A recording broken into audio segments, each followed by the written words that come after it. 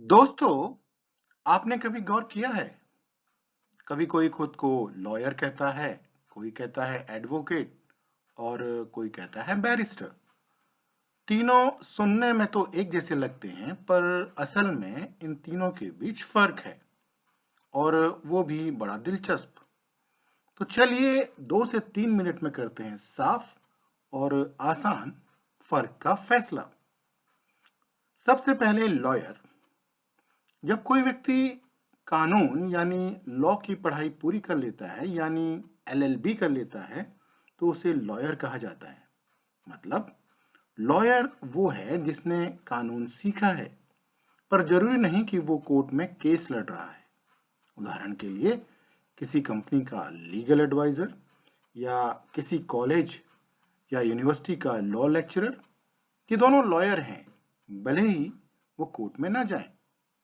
तो याद रखिए, every advocate is a lawyer, but not every lawyer is an advocate. अब आते हैं एडवोकेट पर। लॉयर बनने के बाद अगर कोई व्यक्ति बार काउंसिल में रजिस्टर हो जाए और सनद यानी लाइसेंस ले ले तो वो एडवोकेट कहलाता है। यानी एडवोकेट वही लॉयर है जो अब कोर्ट में किसी की ओर से केस लड़ सकता है। उदाहरण के लिए, जब आप किसी मुकदमे में अपना वकील रखते हैं तो वो असल में एडवोकेट होता है, जिसे कोर्ट में आपकी आवाज उठाने का अधिकार है। अब बात करते हैं बैरिस्टर की। दोस्तों, ये ब्रिटिश सिस्टम से आया शब्द है। जो व्यक्ति इंग्लैंड से लॉ की पढ़ाई करता है और वहां की बार में रजिस्टर्ड होता है, उसे बैरिस्टर कहा जाता है। भारत में आजादी से पहले कई प्रसिद्ध वकील जैसे महात्मा गांधी, डॉक्टर भीमराव अंबेडकर और जवाहरलाल नेहरू सब बैरिस्टर एट लॉ थे। तो दोस्तों, लॉयर वो है जिसने कानून की पढ़ाई की है।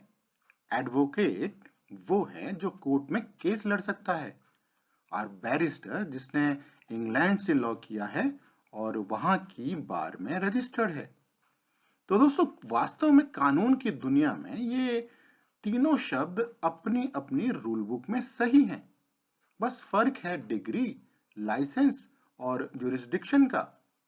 तो अगली बार जब कोई बोले मैं लॉयर हूं, तो पूछिएगा एडवोकेट भी हैं या बैरिस्टर बनने का प्लान है।